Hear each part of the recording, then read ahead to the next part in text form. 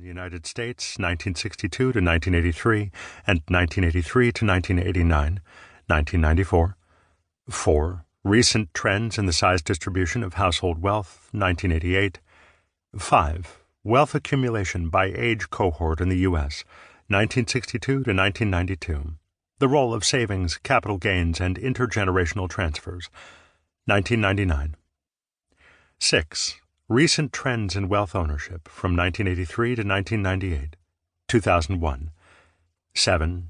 Changes in household wealth in the 1980s and 1990s in the U.S., 2006. 8. Recent trends in household wealth in the U.S., rising debt and the middle-class squeeze, 2011. 9. Household wealth trends in the United States, 1983 to 2010, 2014. 10. The asset price meltdown and household wealth over the Great Recession in the United States, 2014. And 11. The middle class, losing ground, losing wealth, 2014. A few words should be said to differentiate this book from my 1995 bestseller, Top Heavy, reprinted in 1996 and then reprinted in an updated and expanded edition in 2002. Whereas Top Heavy was aimed at a relatively general audience and had very little in the way of technical detail, the current volume is aimed at a more scholarly audience and includes much more technical discussion of the methodological issues associated with measuring and analyzing household wealth. Another major difference is that the data series in my previous book ended in 1998, whereas the current volume extends it to 2013. Moreover, the current volume presents work that was only briefly touched upon in the previous work, including 1.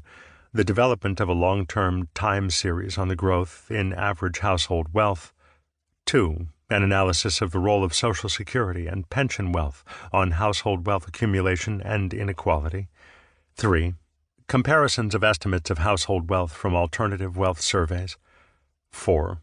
More comprehensive international comparisons of household wealth inequality, 5. An econometric analysis of the life cycle model, 6. An extensive investigation of the role of bequests in household wealth accumulation, 7.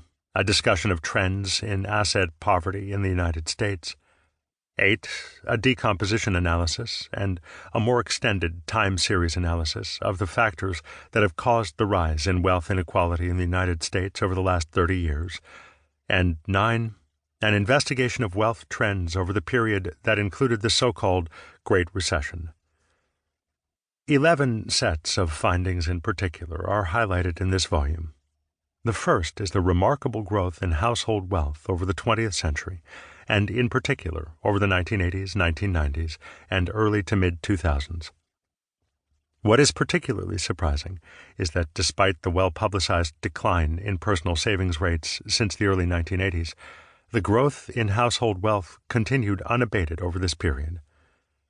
Chapter 5 helps to unravel this seeming contradiction. The second is the sharp increase in wealth inequality in the United States over the last 4 decades.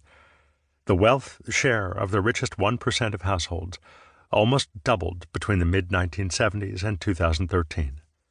During the 1980s, 1990s, and 2000s, almost the entire growth in household wealth accrued to the richest 20% of households, and almost 2/3 to the richest 1% alone. There is clear evidence of a growing bifurcation in the United States between the favored fifth and almost all the rest.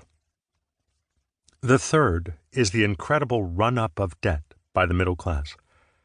Between 1983 and 2007, these households' debt more than doubled from 67 to 157% of their income, and the ratio of debt to net worth climbed from 37 to 61%. The bulk of this debt was secured by real estate in the form of home mortgages. This made the middle class particularly vulnerable when the financial crisis hit in 2007. The fourth is the precipitous decline in the wealth of the average family that occurred over the Great Recession from 2007 to 2013. Indeed, by 2013, median household wealth was back to where it had been in 1969.